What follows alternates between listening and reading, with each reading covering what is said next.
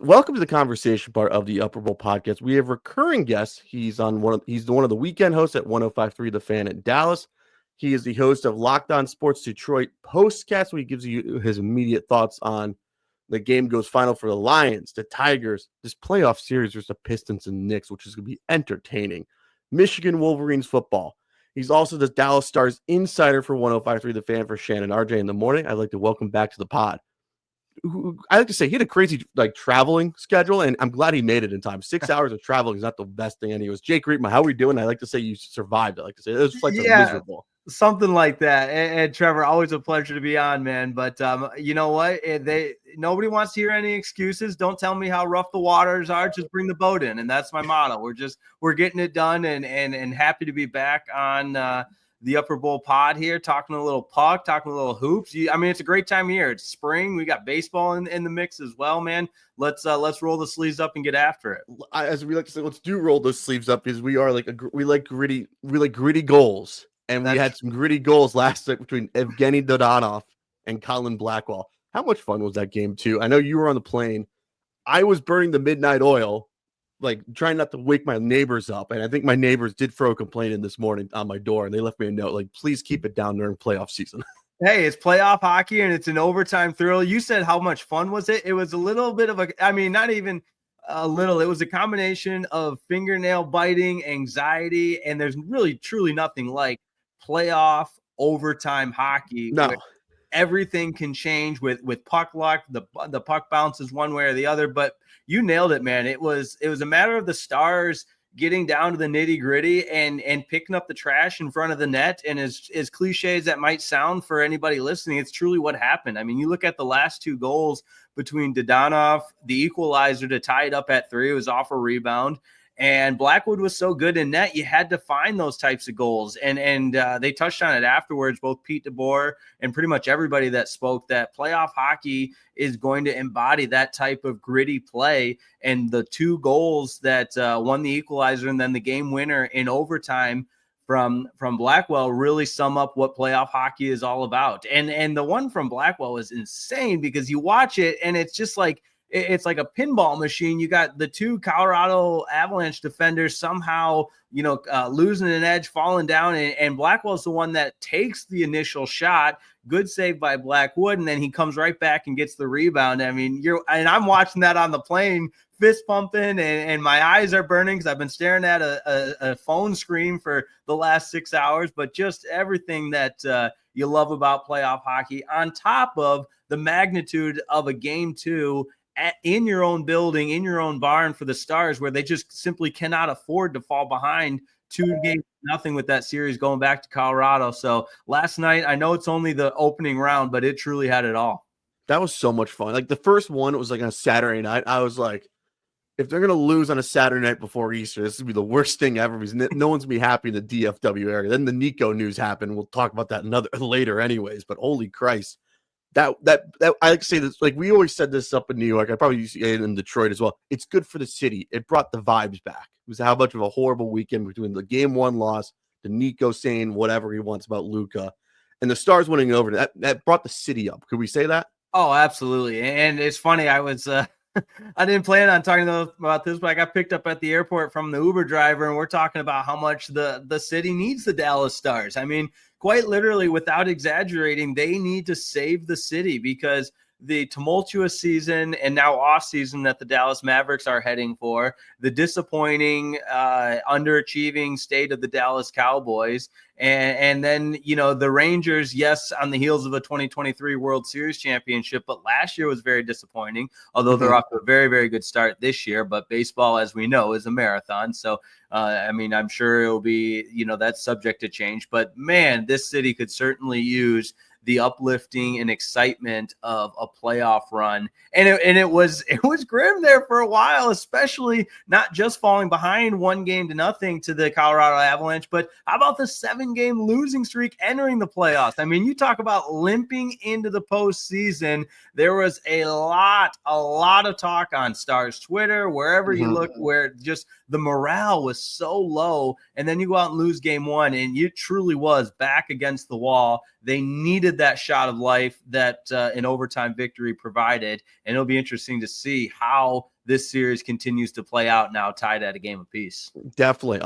I actually say you had a great tweet because you compared it to the 01-02 Red Wings, which I was trying to figure like who had a losing streak going into the playoffs. It was like, then I saw your tweet. It was like, I forgot about that losing streak, and they lost the first 2 games at home to Vancouver. I was like, then people were like roasting you. It's like, it's actually a nice comparison, anyways, when you look at it. So I give you props on that one, by the way. I was just about to say, thank you for giving me props because I was getting raked over the coals for that tweet. And all I simply said, which, by the way, shameless plug, I know you got it on the screen, but on my Twitter, I just at Jake_Riepma just said, listen, this is not the craziest thing. Sure, it's rare, but it felt like Stars fans, and maybe not even Stars fans, but just the national conversation, the narrative is a fun word we always use. The narrative around this Stars team was, yes, they're limping into the playoffs and they're left for dead. I mean, it felt like people were punting on the Stars postseason before it even began. And all I said was, hey, the 2002 Red Wings lost, that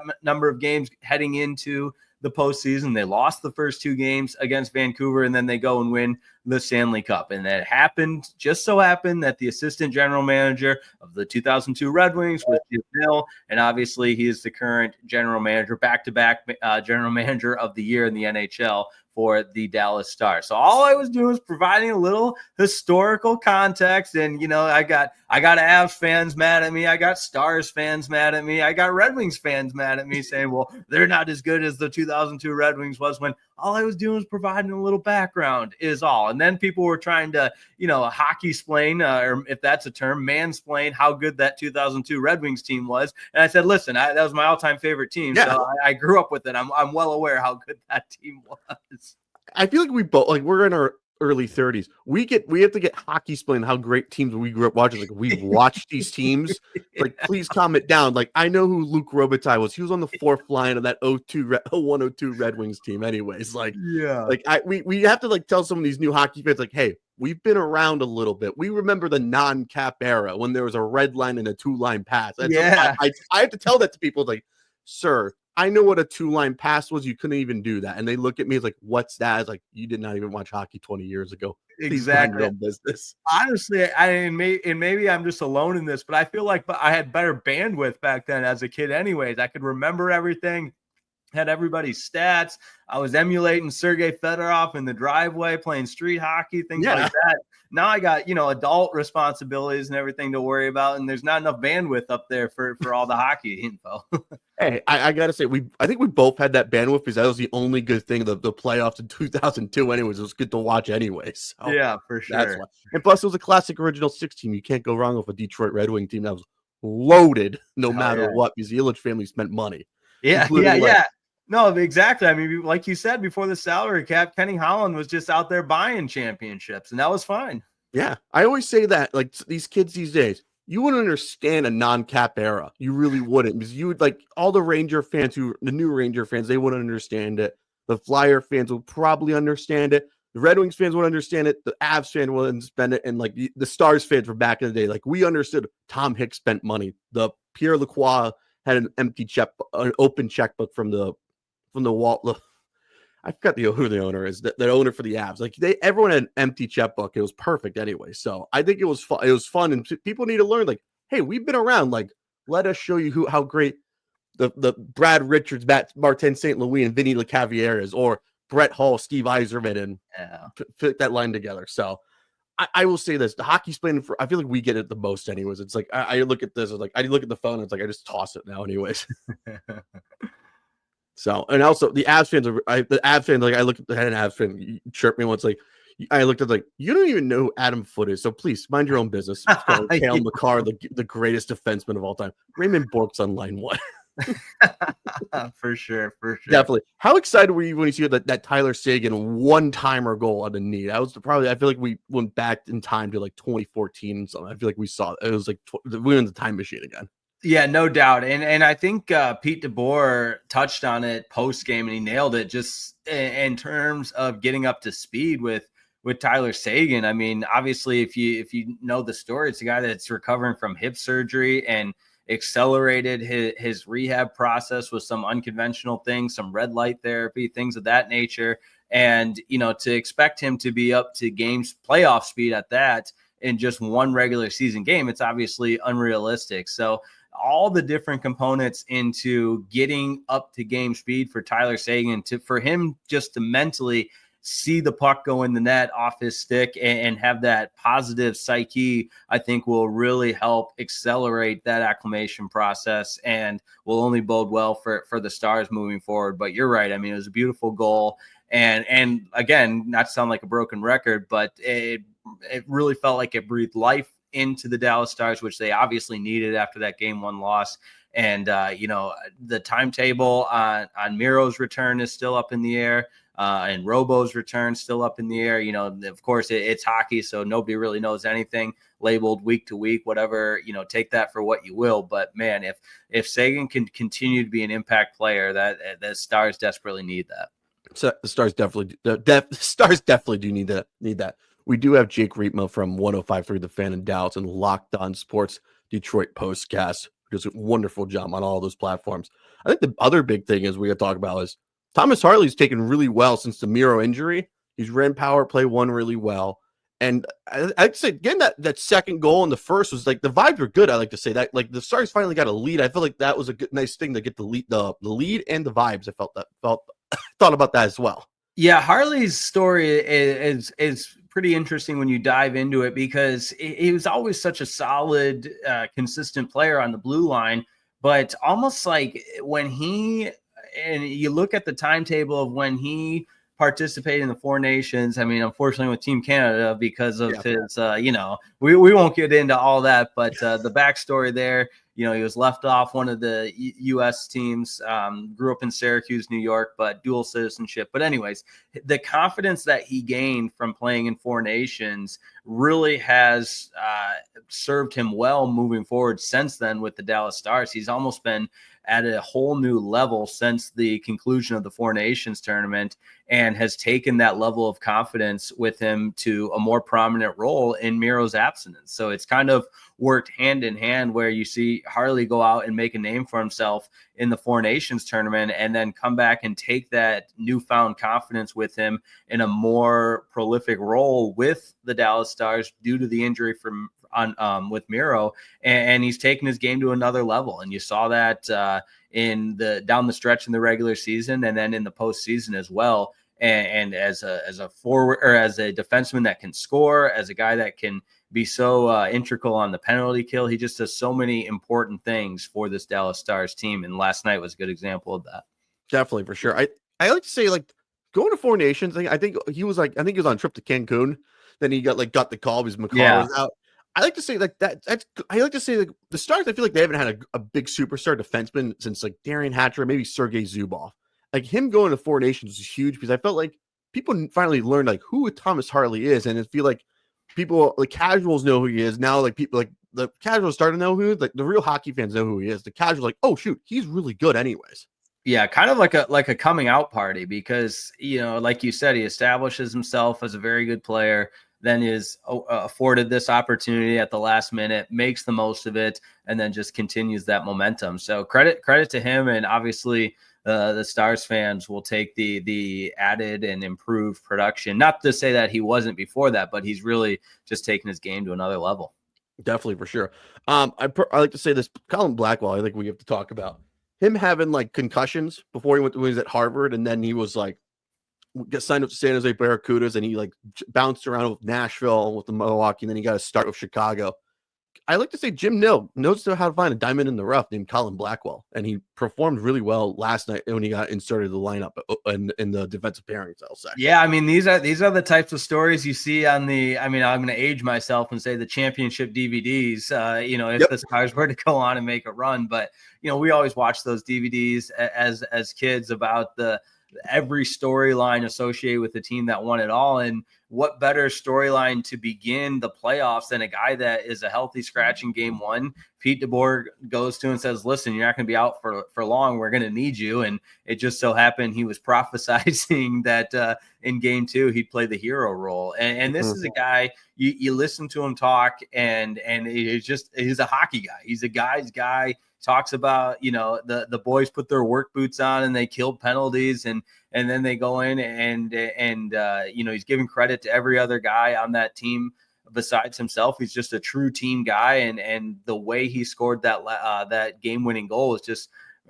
perfectly emblematic of the type of player that he is. And the cliche of pucks on net and picking up the trash in front of the net, that's really what it was.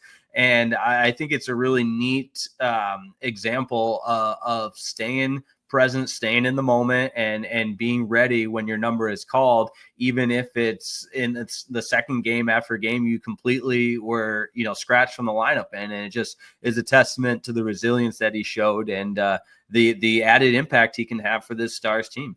Definitely, for sure. I think it shows like he was staying ready, is what as I quote the great Eric Spoelstra, like, you got to stay ready all the time, and he did that anyways. He got, when his number called, like, I saw the bench was happy when he blocked a shot through. I think that when he was missing from game one was the intensity and the hits. I feel like they were missing that. Him and Liam Bishop brought the hits. I feel like we didn't see much of that in game one, because I feel like everyone was like going on their merry way, and like Liam Bishop going after Nathan MacKinnon, that was the most entertaining thing of all time, I will say. Yeah, I thought MacKinnon got away with a couple of late hits after the whistle, and the Stars showed that they're not going to tolerate that. And if you listen to the ESPN telecast, you had Bob Wisheisen and Ryan Callahan on the call saying both these teams are being a little risky for it being an overtime session where you can't afford to take an ill-advised penalty. And, that wasn't stopping these guys from mixing it up after the whistle, which from a viewing standpoint is entertaining as hell. Hey, it's entertaining as hell, and it gives people like, hey, these are two teams that don't like each other at all, and there's history to it, and it's kind of showing, which is awesome. Anyways, like, I'm like ready for them to roll the old highlight reels from the early 2000s, the mid 2000s as well. So I'll say that. What are you looking for in game 3 and 4 when they go to Denver? As they go to Denver on Wednesday?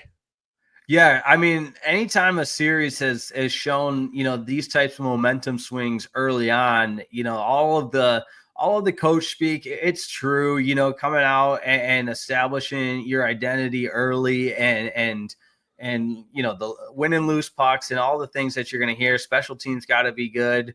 But I think with the Stars, and if history is any indication of it, it's the team that has no problem going on the road. And they showed even just last year, Pete DeBoer talked about this as well, where you lose the first 2 games on home ice to Vegas, and then you come back and win the series. And that's not something you want to make a habit of. But at the same time, with the veteran leadership combined with some of the young firepower, you got to feel really good if you're the Dallas Stars. But at the same time, the Avalanche, they're saying the exact same thing. Hey, we took back home ice advantage. We won a game on the road. Now let's go take care of business at home. And I think the goaltending is an interesting angle to take a look at. Pete DeBoer said yesterday that it was vintage Jake Ottinger, where he just got better as the game went on. When the lights were the brightest, that's when he was at his best.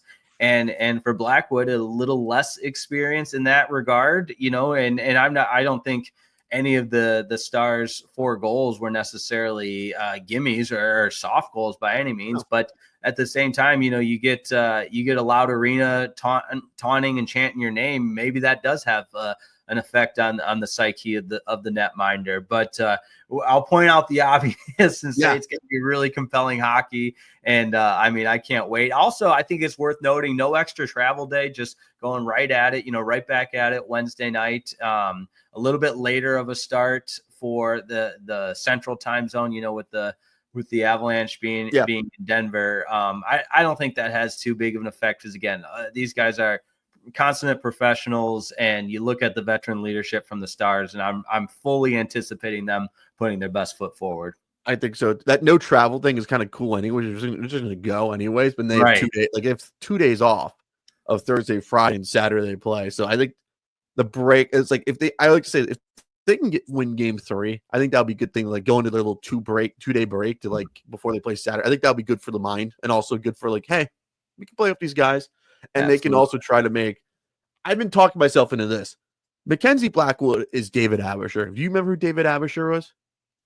No, give me a refresher. He Oh, was the the backup. He was the backup. backup Yeah, yeah, goalie yeah, for yeah, yeah. Patrick Waugh. Then he Yeah, got named I starter when just had to Patrick. show the YouTube video of him coming in after Patrick Waugh got chased with 7 goals in Yep. that game 7 against. Yeah, that's right. I knew that registered in some way. Yeah, yep. So I was like, I'm talking myself into Mackenzie Blackwood is David Abisher, and I'm going to find a way to like the Stars will find a way to expose him a little bit. That's what I'm like. My mind is telling me like this is David Abisher. The Stars will find a way to pounce over on Mackenzie Blackwood. So that's how I'm viewing it as well. It's kind of bizarre. The stat I heard, the Avalanche had used 6 goalies in the last 2 years. Just insane from the numbers perspective of just at a position where you need the continuity, you need the consistency. They just haven't had that yet. They've still been able to find success. It's crazy. It's like I think it was Kemper, the Russian who they traded to San Jose to get Mackenzie Blackwood, and I forgot who the other goalie is anyways for the I think Wedgwood, Scott Wedgwood. Mm-hmm. I'm like losing it over here. Like it's like crazy how they can't find a goalie since they found Patrick Waugh and they use a stopgap of Jose Theodore. It's crazy. I think this is the best series to watch. And I know everyone's gonna be mad about in Central Time. It's bad enough on the East Coast. It started at 10 o'clock already. And I'm not complaining. I just like to say we're moving it, we're going, and we're happy anyways. So I will say that. Jake, we got to talk about Knicks Pistons. I think this is the most entertaining series that the NBA has finally found, since most of these first round series are going to be ending in 4 or 5 anyways. Yeah, no doubt. I think, and we were joking about this, it feels like we jumped into a timeline a little bit, or a time machine, and went back on the timeline to, some late 80s, early 90s style basketball. And it wasn't the only game throughout the NBA playoffs that was like that. You had Warriors, Rockets, that was a little bit lower scoring. I mean, they're still chucking up threes nonstop. Yeah.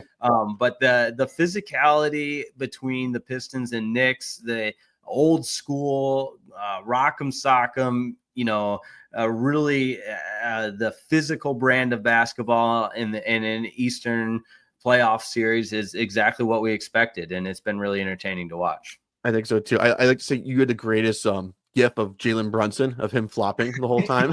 Yeah, I've said this, and I guess I'll just go ahead and take it on air. I mean, that's what you have to do in this business. But I said, if I had to watch the Knicks play 82 basketball games a season, I'd gouge my eyes out. That's just that style of basketball. And I'm sure with your audience, this is gonna put me on some wanted posters. But no, you're fine. It's just I know we joked about Cade Cunningham playing an ethical brand of basketball. Which I like actually. I really do. I like his style of play. I feel like it's more modern, Yeah. But the way Jalen Brunson plays, man. That dude contorts his body in the most obscure ways. He's just chasing a whistle at all times. And then the Pistons, I guess to Jalen Brunson's credit, they fell for it a couple of times. But it's like a poor man's version of James Harden. It's difficult to watch. And and I told my Knicks buddies this, that I don't know how you guys watch that for 82 games out of the year. It was brutal. I saw them live in Miami when they were down like a lot of points, and they came back on a 19-0 run on Miami on a Sunday 6 o'clock game, which never works out well. Oh, we love those. We love those Sunday games. The Sunday at 6 down in Miami never works out well.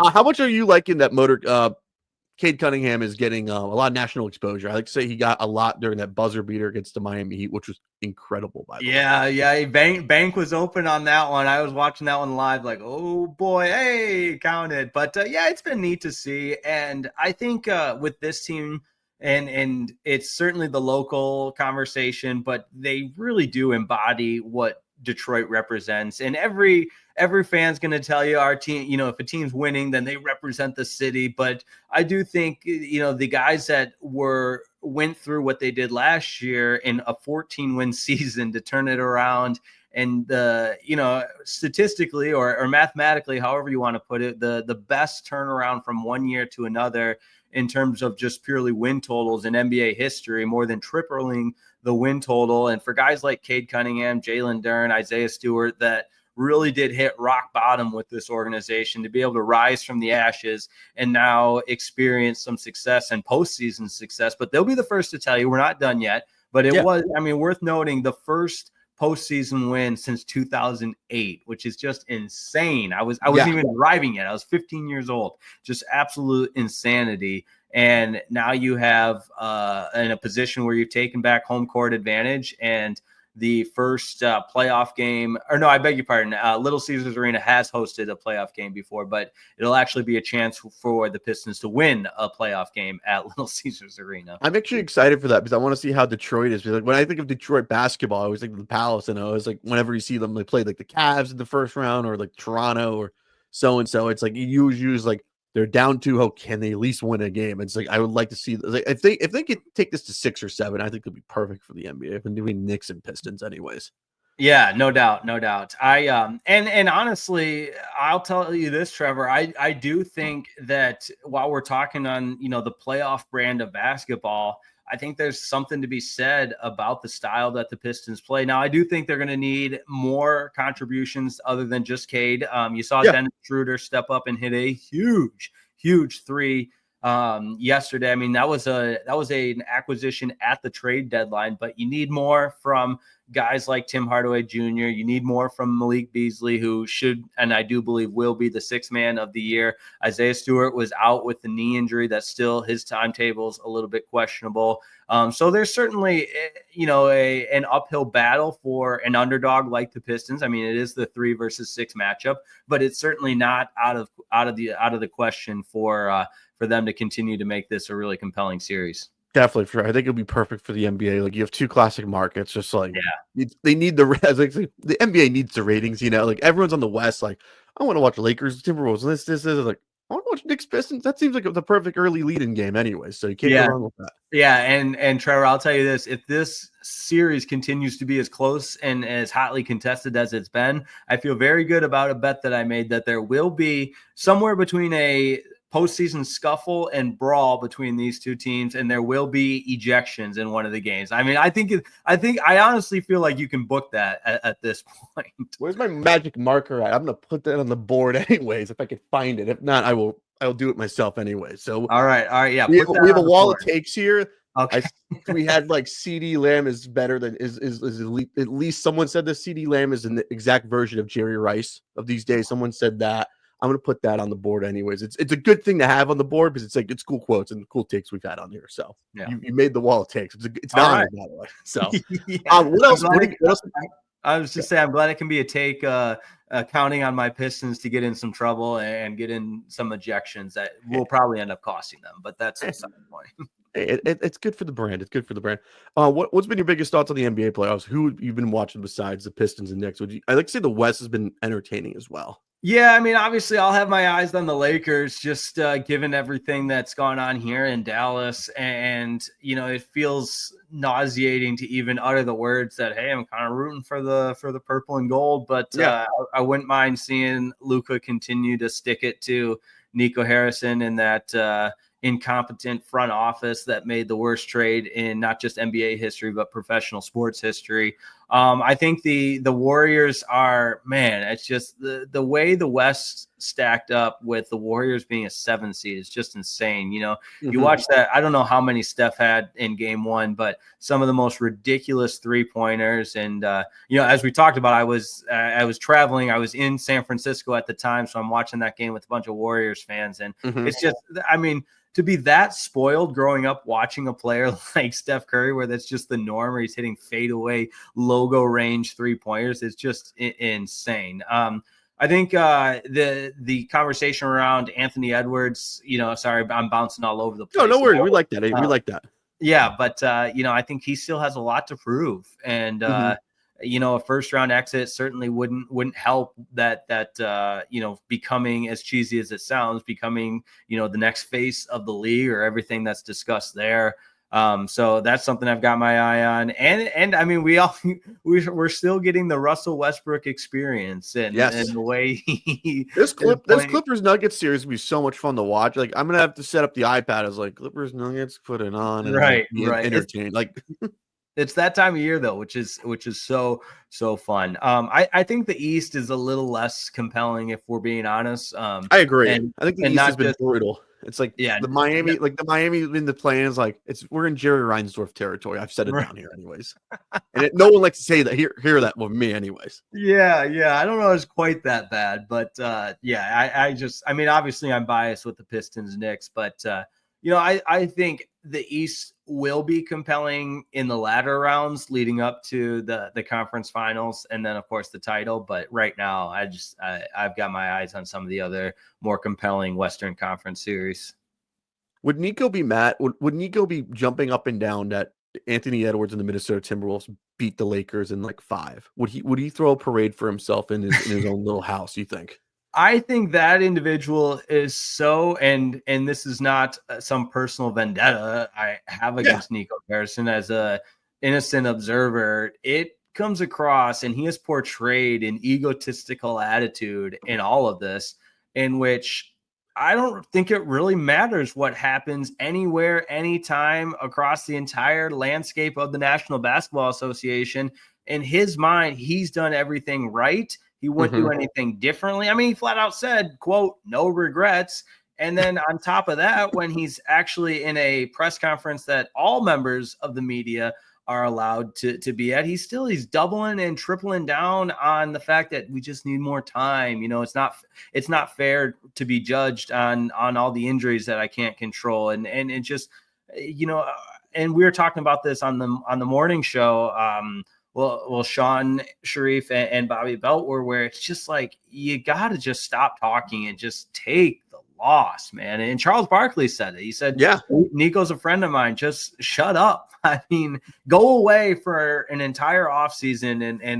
And that was one of the discussion points we had is, will it still be this fresh when the season resumes and the start of the 2020, well, technically still 2025, but the next season begins. Will the wound still be this fresh? And what will the hate level be like for Mavs fans towards Nico? And I just, a lot of the columnists have written this already, and I'm in agreement of it. I just think Nico's dug his own grave here, and there's no future for Nico Harrison as the general manager of the Dallas Mavericks, at least not to be liked and even accepted from this fan base. I think he just needs to go in his office and just watch the games on closed circuit television, not be shown on television for a while. That's what my position.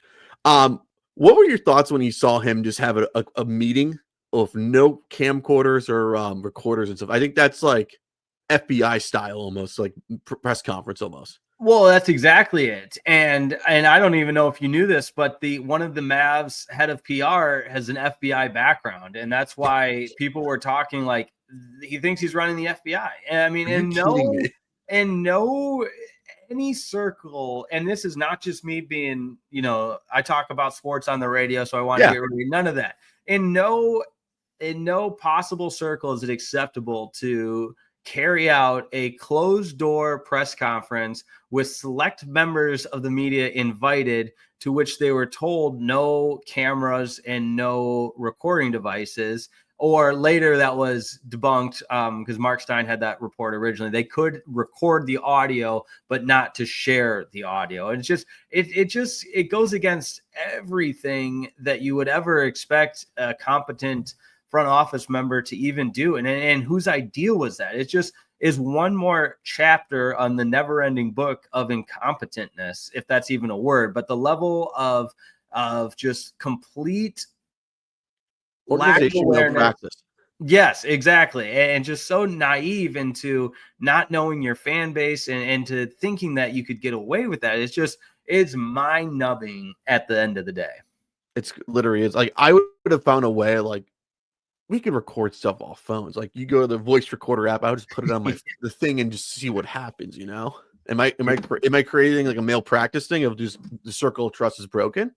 Yeah, I don't. I mean, the intricate workings of all of that, I'm not privy to know, but okay. I do think I had heard that Texas is a one party agreement for recording and like people just getting way too into the weeds with it all. But none of that should have even been a discussion, because what general manager conducts themselves that way unless you have something to hide, or like you said, unless you're from the FBI. Yeah, this is the craziest thing I've ever seen in sports. And you've seen stuff in Detroit. It's like this never would happen here. But like you've seen like everything almost. Am I right? Yeah, I mean, when you think of the most unbelievable sports stories, this is going to be right up there at the top of the list. I mean, people are comparing it to when, the Baltimore Colts left in the middle of the night. I mean, that's Yeah. a little bit different in terms of, but just the outcry and the disgust from the fan base publicly is something to compare it to. Has anyone started yet the 30 for 30 yet? Because I really want to like see who starts this. I really do. Anyways, I feel like I gotta ask you, have you saved all that audio when you react to that trade that trade the next day? Yeah, I've got it from my own archives, and I am curious because it just has to be in the works. And now I'm sure you got to let some of this play out, and and this is purely just me playing devil's advocate. Yeah. I don't believe this, but there's something to be said of, okay, a healthy, is there a 2-year window with a healthy Kyrie, a healthy Anthony Davis? You got Derek Lively, and then you add Daniel Gafford. I mean, that's a hell of a front line, and you mix in some shooters there. Could they go on a run? Because that's the other bizarre part. I mean, there's a million bizarre parts, but the move was made under a win now lens by this front office. Let's win now, so we're going to trade our generational superstar for an aging veteran that is nicknamed Street Clothes, and that's what they thought would be conducive to a win now move at the deadline. Just insane. That is insane. Do we see the Mavs winning this lottery though? Like, do you think no, will happen no or chance. no? No. Okay. The Mavs, this is crazy. The Mavs have never moved up in the history of the NBA lottery. So you talk to Mavs fans, and there are a few things they hate more than the conversation around the lottery. Oh, they hate the word tanking, which I can't blame them. Jake, tell me what's going on with Locked On Sports Detroit, and any cool baseball takes you've had so far for Tigers. So you guys are kicking some butt right now. So yeah, I mean it's busy, and I picked the busiest time of the year to propose to the love of my life. So that's the only thing I thought might be. First off, congratulations on that, pilot. Let's give him a round of applause for that. Yeah, by the way. Well, I knew I outkicked my coverage, and she was way out of my league, so I had to lock it down before she realized any of those things. But no, I was joking with the guys this morning. I mean, between playoff hockey, playoff hoops, MLB regular season, the draft coming. I mean, we haven't even talked draft. It's crazy how much is going on right now. But on the baseball side of things, really neat stuff going on Locked On Sports Detroit with post-game shows with the Tigers, which is a lot of fun. For the consummate professionals and the audio nerds out there like myself, we've switched up the format a little bit on the post-game reaction shows, a little bit quicker, more to the point, less drawn out, for the long form stuff. That's why you've got Locked On Tigers. So a lot of fun doing that. And anytime you've got Tarek Skubal starting every 5th day, you've got Spencer Torkelson hitting the cover off the ball. It's been a lot of fun in the early going for this Tigers team. And then the MLB as a whole, I mean, you had Tigers and Padres last night in, game 2 of their 3-game series will be tonight. Those are two really compelling teams with the way the Padres are playing. Obviously, the Dodgers. There's a lot of fun storylines around Major League Baseball right now. I like to say there's a lot of good storylines.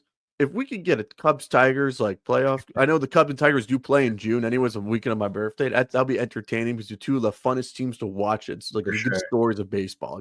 And Padres Tigers. I would take that as a World Series preview right now. I really would, honestly. Now we're talking a little 1984 rematch where the Tigers beat the Padres. Exactly right. Jake, when is everyone going to listen to you again? And when are you on the Fan again, by the way? I appreciate that. Yeah. So back on the Fan Sunday mornings. And then although I should have this off the top of my head, I know the schedule's a little bit different with the draft over the weekend. But that being said, always on Locked On Tigers. Our post-game shows are on Locked On Tigers. If you want to catch me there. And then, on the weekends on the Fan, and then hopping on Sean and RJ. Whenever they say jump, I say how high. There we go. There we go. Jake Riepma, it's always great talking to you, as always, on the Upper Bowl podcast. Thank you. Thanks for having me, man. We'll do it again. Definitely.